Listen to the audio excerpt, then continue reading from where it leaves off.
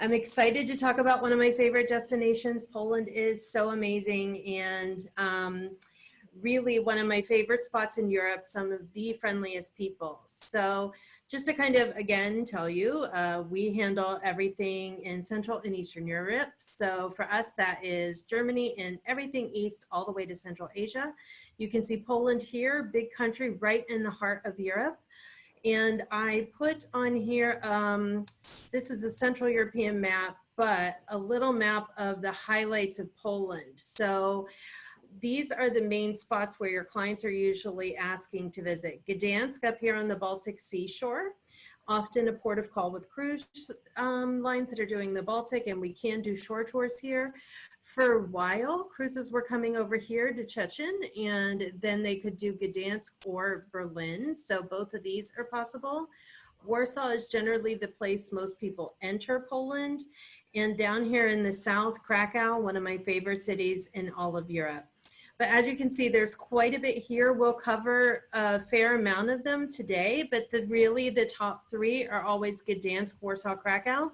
I'm doing them a little bit out of logistical order.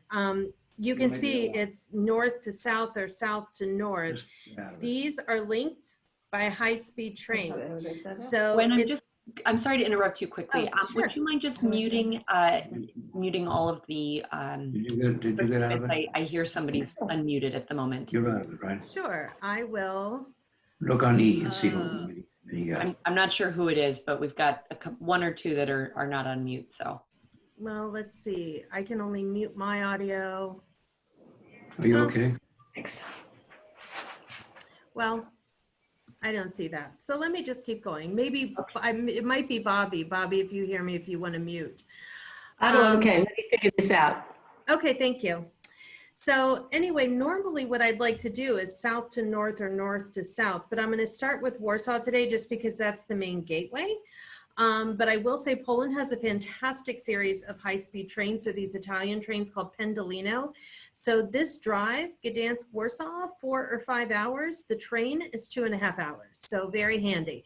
Same thing, Warsaw, Krakow, that drive is a solid 4 hours driving fast, or 5 hours.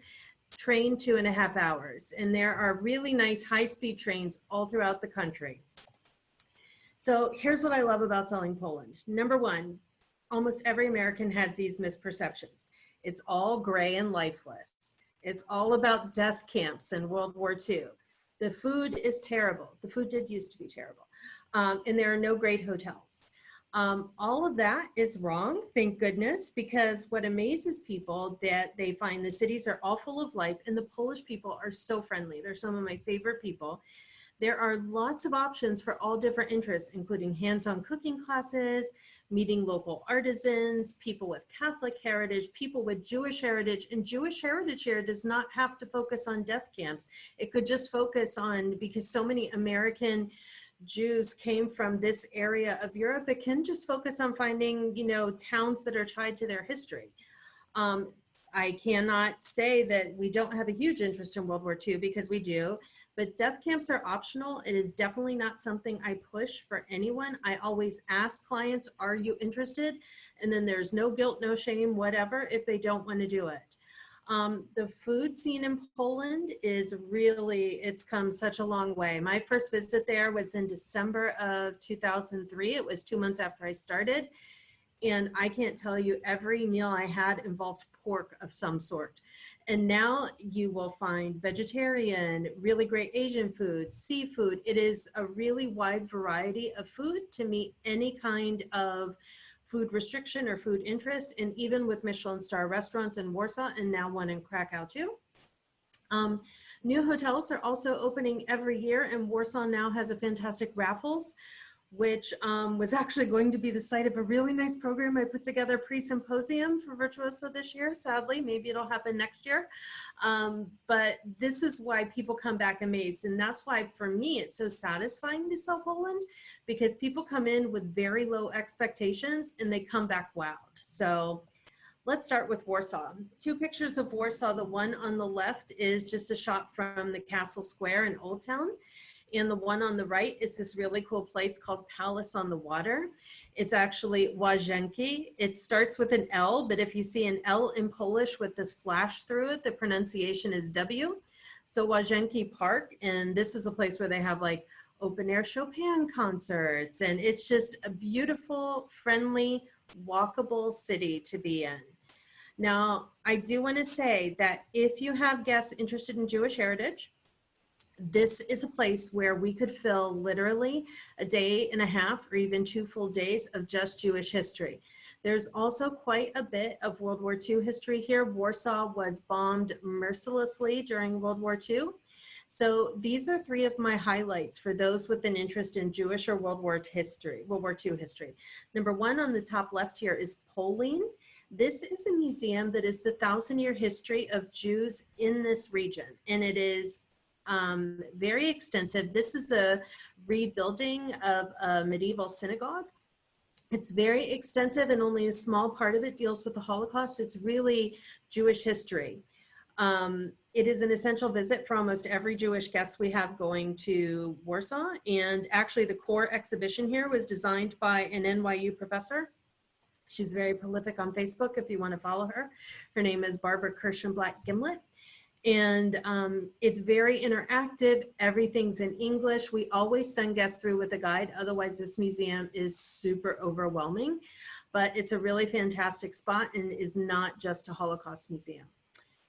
On the bottom, that is the Zabinski Villa. It is right in the heart of the Warsaw Zoo. For those of you who read Zookeeper's Wife or saw the movie Zookeeper's Wife, this is where the zookeeper lived. The zookeeper, Jan Zabinski, and his wife were both Christians. They were Catholics, and they were the zookeepers right at the start of World War II. And because Mr. Zabinski had permission to go into the ghetto, he would smuggle Jews out of the ghetto and hide him in their basement down here. And then they would also hide them in other parts of the zoo, like under the lion cages. And so when we take guests to the Warsaw Zoo, it is not about seeing animals, it's about seeing the history of how this person who had nothing to do with Jews tried to rescue Jews and get them out of Warsaw. It's a really, really inspiring story. And you go as a private visitor, your guests go as a private visit into the villa to see. And then my other favorite museum in Warsaw is called the Warsaw Uprising Museum. That's the one on the top right.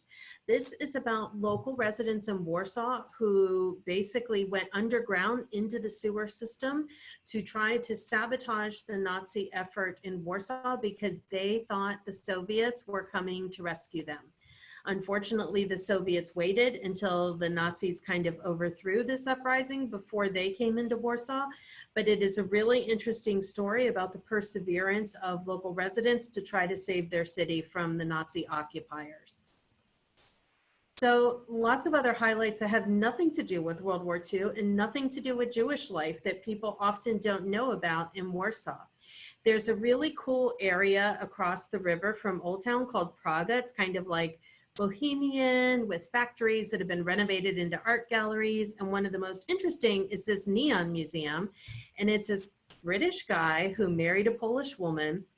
And he started collecting communist era neon as it was being removed from the buildings and restoring it and displaying it in this gallery space. So it's really kind of a really cool look at 20th century advertising of all things with neon.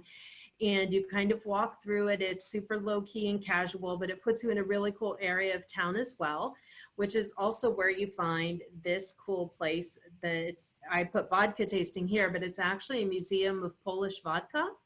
And it's in a very historic vodka factory. So you kind of see how did the vodka industry even start in Poland? What's the difference between Polish vodka and Russian vodka and Swedish vodka, etc. And then of course you end with a tasting of vodka. It's very interactive. It's pretty cool. They have all kinds of vodka from all over the world, but you taste the local vodka.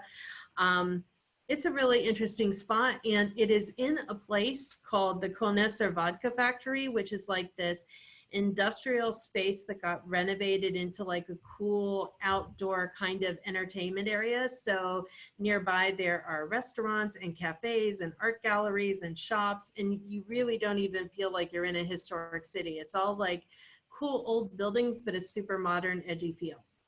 And then for those of you who have guests that are really into the arts, Chopin is the native son of Warsaw. There is a really great interactive Chopin museum here. This is also a place in Warsaw where you can find Chopin concerts almost every night of the week. In the summertime, so usually like mid-May through late September, there are weekly Chopin concerts for free in Łazienki Park every Sunday. So I always try to do Warsaw on a weekend. It's just a really great spot, and it doesn't have to be at all having to do with World War II. So depending on how deep or not deep your guests want to get into that part of history, we can fill Warsaw with all kinds of other things. Warsaw hotels. So there are lots of hotels in Warsaw that are in the business district that are name brands you recognize, like Marriott and Westin, Radisson. I focus on hotels, always location, location, location. These are my two favorite because they are walking distance to Old Town. Yes, Old Town is touristy, but it's also where you find the best restaurants and where people feel comfortable walking. And it's also, if you walk the opposite direction of Old Town, like the main shopping street of Warsaw, where you also find really great restaurants and boutiques. So this is the Raffles. It opened just over 2 years ago. This is a regular room. It's a 1 category upgrade from the standard room. You can see the size. It is in a very historic building called the Europejski. It was originally a hotel, and they renovated it. What was an over 200 room hotel now has, I think, either 99 or 101 rooms and suites. All kind of this contemporary vibe, but really, really great with local art.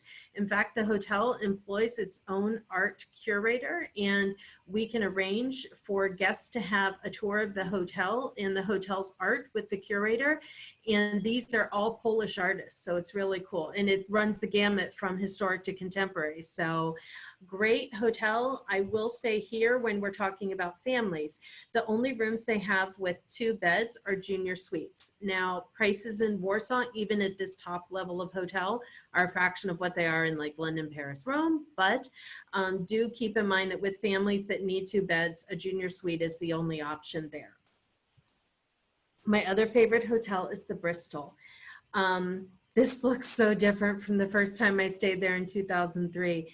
It was a Le Méridien when I first started at Exeter, and now it is part of, I still call it Starwood, sorry, Marriott Luxury Collection. The hotel underwent a renovation, a really big renovation around 2014 or so. And this is what they did. They took these historic rooms, because this, again, historic hotel, and made the furniture and the decor have elements of Art Deco, because you see when you walk into the lobby that that's when this hotel was built, right around the turn of the century. The unfortunate thing for them is they are literally across the street from the Raffles. So you have a choice of the Raffles or the Bristol. They are literally across the street from each other, and they are at the very start of the pedestrian district. So perfect locations. There is a boutique hotel. I'd have to check to see if they're still a member of Virtuoso. I know they're a member of Signature. It's called Le Regina.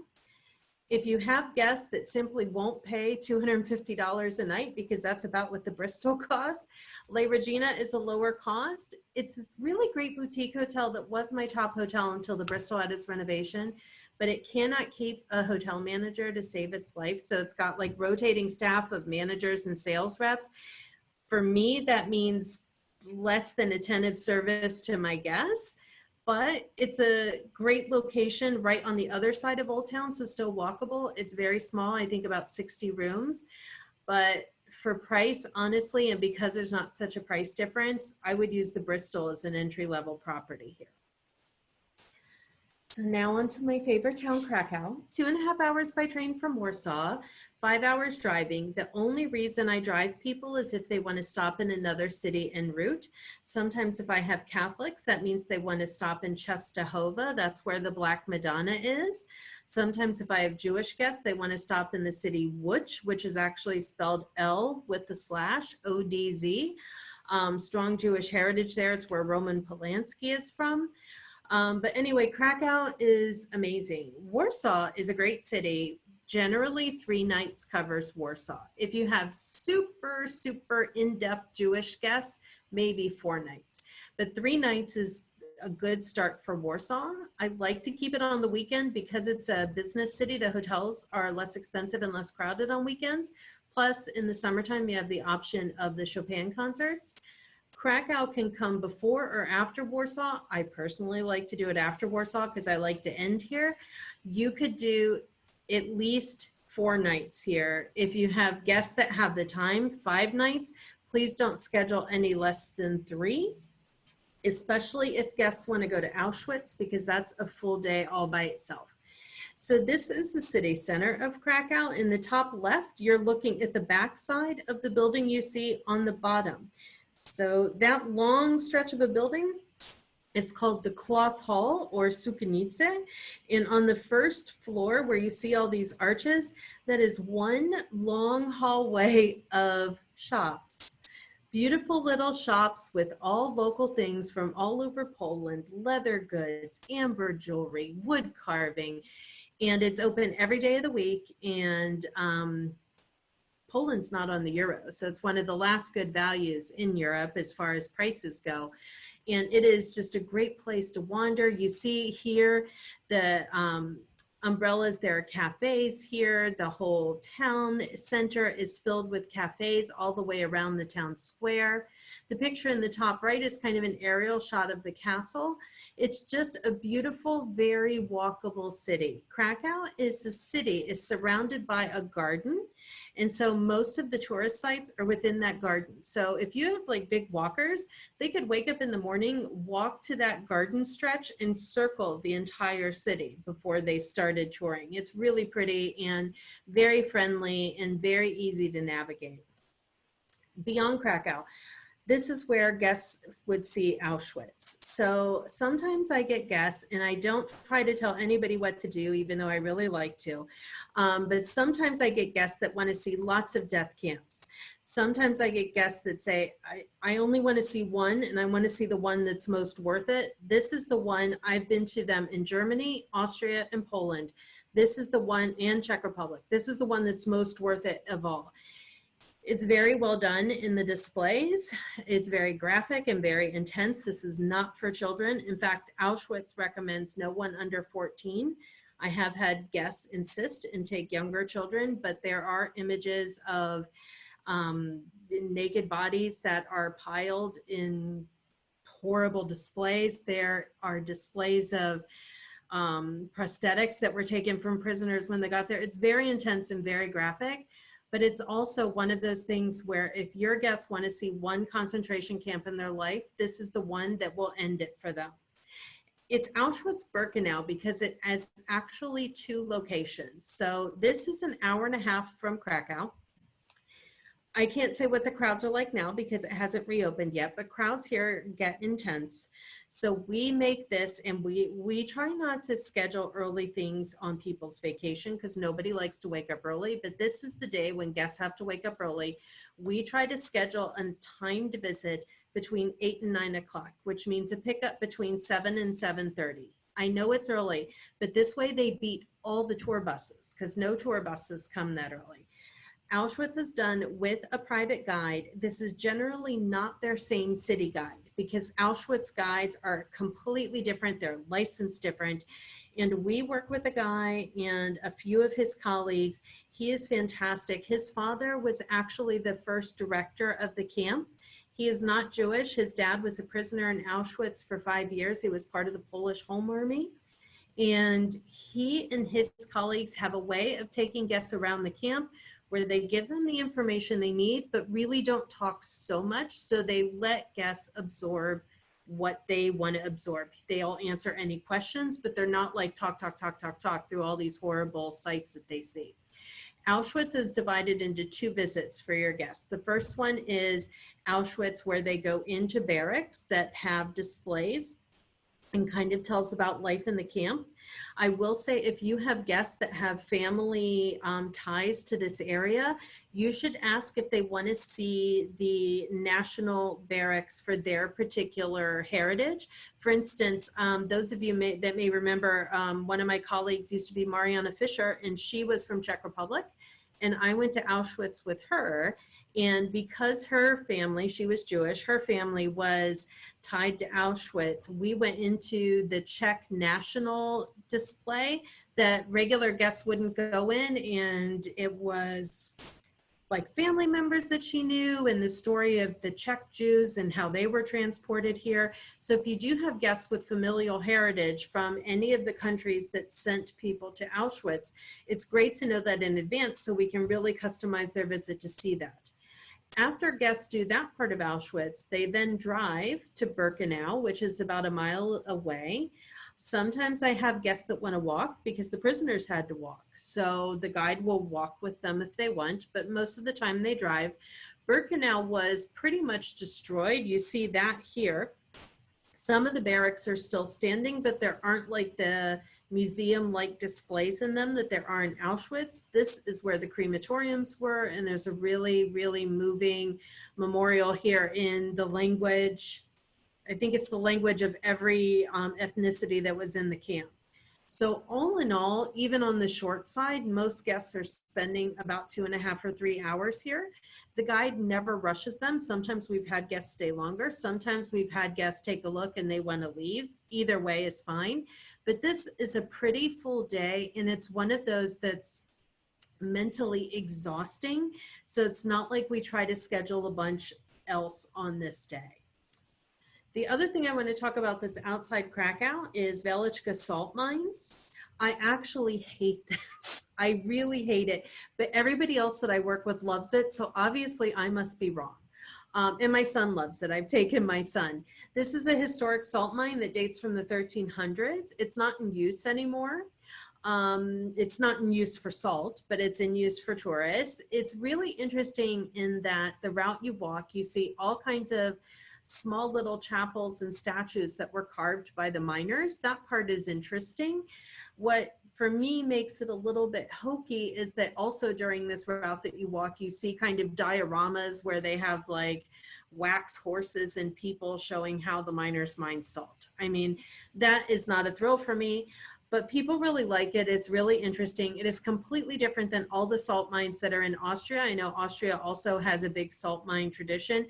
There are no slides to go into the mine or anything like that. There are no multimedia light shows. This is just really a route that you walk through the mine to learn about the history of the salt mine in this area. Lots of things carved in salt. This is way underground. People that are claustrophobic should definitely not do this. It's a 3-kilometer walk. So guests with mobility issues, there's a separate wheelchair route, but we have to book that in advance. And the start of this involves going down about 400 stairs, which doesn't seem like a lot until you feel your thighs the next day. Trust me, I know. You go out by going up a very small elevator in complete darkness with about 20 other people. So again, if people are claustrophobic or really worried about tight, dark spaces, this is not good for them. But for kids especially, like my son has done it twice. He loved it, especially because the walls are made of salt and they tell kids you can lick it. Although maybe not now with coronavirus, but salt is a natural antibacterial. And yeah, so everybody loves it but me, but it's completely doable. This is also by appointment. In general, I book people into appointments because you have to go down here with a specially licensed mine guide. I generally book people into the public appointments, which means they're in a group. I'm not sure what they're going to determine for sizes going forward, but before it was up to 40 people and you had a headset. It is possible to do a privately guided trip through here, and I used to do that quite often until they quadrupled the price. So to do it privately runs around $1,000 or so, but it's completely possible. And if you have like 6 people, it's kind of not so bad. This is about 20 minutes outside of Krakow. So when you do this, it's like a long half day because you are underground for about 3 hours. So Krakow has so many other highlights. So on the left-hand side, you see my colleague Isabel. She handles our Brazilians, and she is doing one of our pierogi classes. We can do hands-on lessons in how to make pierogi. In the middle, my colleague Ben is with us at a Christmas ornament factory. I don't know if you know, but Poland is known for its glass, and this very small family-owned factory makes Christmas ornaments on commission for Christopher Radko. So you can actually go in, you don't go to the factory itself where they're like blowing the glass. You go into the artist atelier where you have the glass pieces already there. And the artists show you how they do the hand painting, because each one is hand painted. And then especially for families, it's really great because you get to paint your own to take home with you. And it's really cool and fun. Then on the right-hand side, you see my son. He is at the Stained Glass Museum. There's a museum of stained glass. They make beautiful stained glass pieces on commission, and he got to make his own stained glass to take home. So a lot of hands-on things, also really great for families. And all of the people that help our guests are really into kids. I can't tell you, my son felt like a king. He's been twice with me, and they treat him so well, and he loves it. Krakow's got a lot to offer. What you see in the top left is kind of that cafe section on the cloth hall. On the bottom left is Da Vinci's Lady with the Ermine. I have the picture behind me too. It used to be one of our brochure covers back when we were Russia tours. She has been kind of floating around to different museums in Krakow. She's was owned by the Czartoryski family, which was one of the noble families of Poland, and then was sold to the Polish state. And now they have restored her original home, which is the Czartoryski Museum. It just opened in late December. And this is a timed entry, so crowds are controlled. And this is one of only 5 Da Vinci's painted on wood, something. So really important Da Vinci work right here in Krakow. In the middle section, I don't know if you know what that is, but it's different kinds of flavored vodka. So we can do, for those who like to imbibe, some really interesting tasting classes. And then on the top right is Wawel Cathedral. This is in the castle area. This was the cathedral that Pope John Paul II was at before he was Pope. So really interesting spots for all different kinds of interests in Krakow. So again, very easy to fill 3 days or more, especially if we talk about doing day trips. Krakow hotels are the most challenging in all of Poland. There is no perfect hotel, so I'll start by saying that. A lot of people ask about the Copernicus because it's Relais and Chateau. That is the picture on the top. I love the Copernicus because it's 26 rooms. The manager is a woman. She's super hands-on and friendly. When you walk in, it's just like 2 people sitting at the check-in desk. Location is great. It's about 10 minutes walking to the square. So it's in Old Town, but off the square, so no noise. Here's the thing. You have to be okay with rooms that are dark like this. They use really heavy dark wood furniture. And because this is a tenement building dating back to the 1600s, all the bathrooms are like built out. The rooms didn't have bathrooms then. So in this room, which is the deluxe room, which is what I like to book because it has the most light, the bathroom is kind of like a little square built out into one of the corners with one of those Royal Caribbean cruise ship style power showers and a single sink. So if you're okay with small bathrooms and you really want to stay in a historic building, Copernicus is my favorite. The same brothers that own the Copernicus own the Starry. The Starry is, one of the pictures is on the bottom right. Every room there is different, but they are all relatively large. Some have original features. You can see this one on this back wall has a little bit of the fresco still visible. Don't ask me why they chose these really weird, ugly light fixtures above every bed.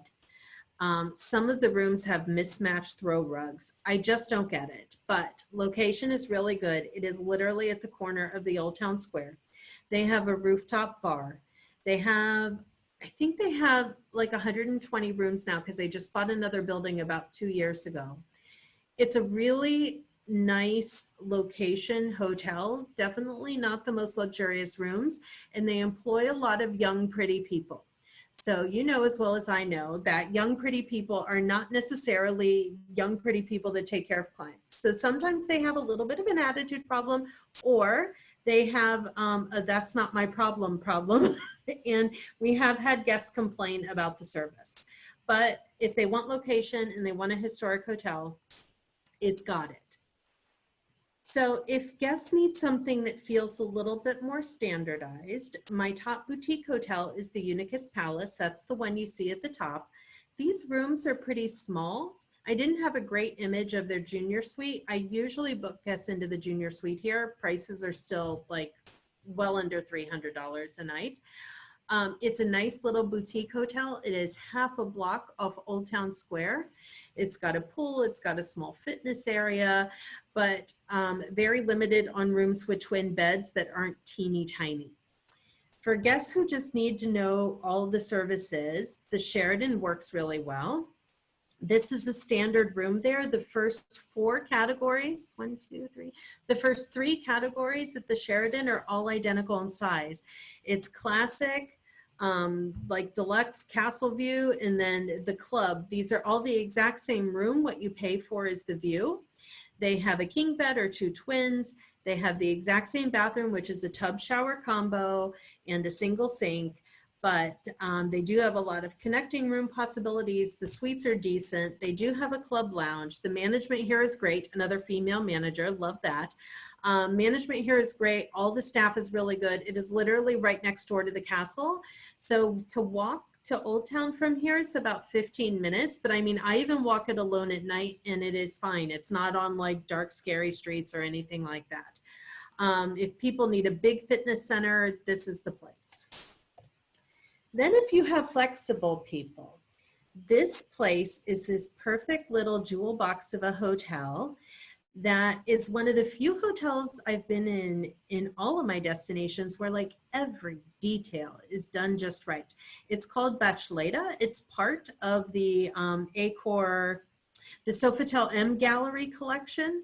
And it is a small little boutique hotel. It is on the same street as the Sheraton. So the street that it's on, you can walk right to Old Town Square in about 10 or 12 minutes. And it's about another 10 minutes to walk to the castle. They know that they are the most beautiful hotel in Krakow and their prices reflect that. They regularly charge over $500 a night for suites, which does not seem like anything when you talk about other European cities, but we're not talking about other European cities, we're talking about Krakow. So their prices are significantly higher than any other hotel, but beautiful hotel, very well thought out. I will say their bathrooms are relatively petite in size. It's a tub shower combination, but they're very luxurious. So love this spot.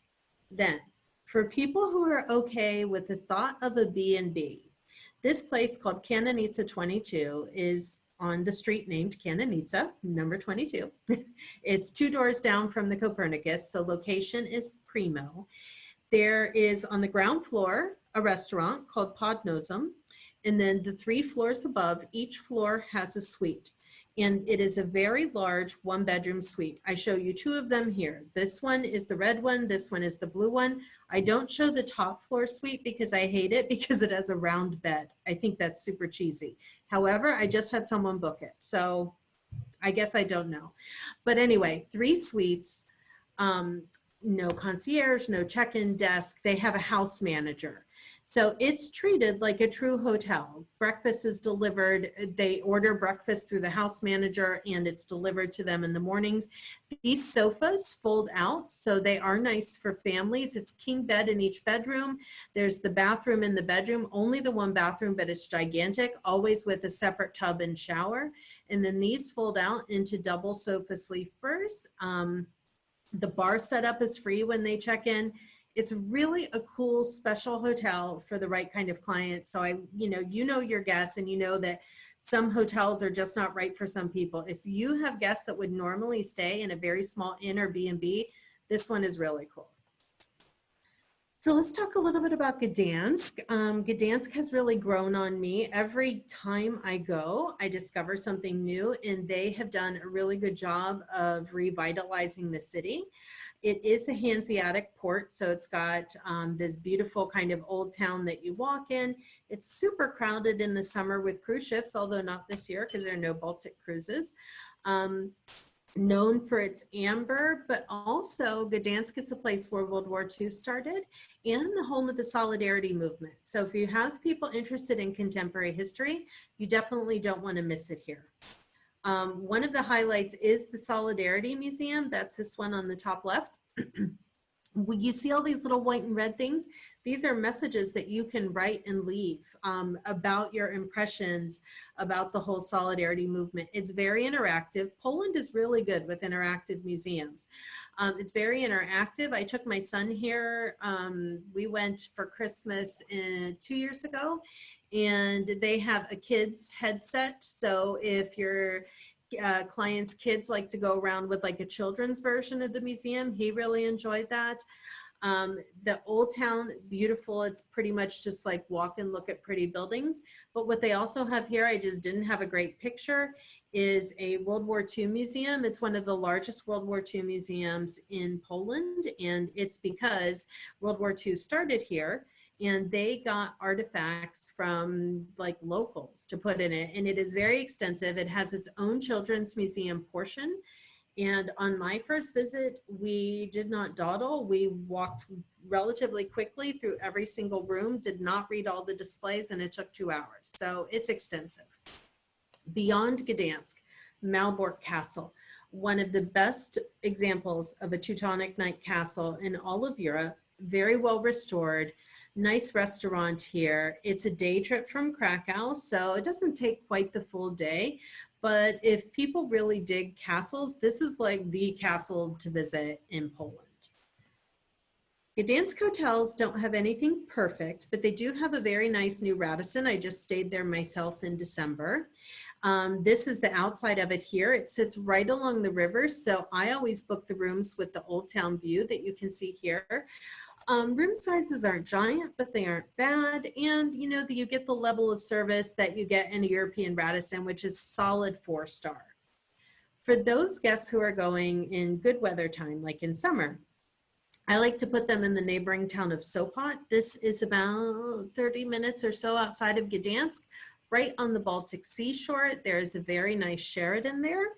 And of course, I always book sea view rooms. They have kings, they have twins, they have a club level here.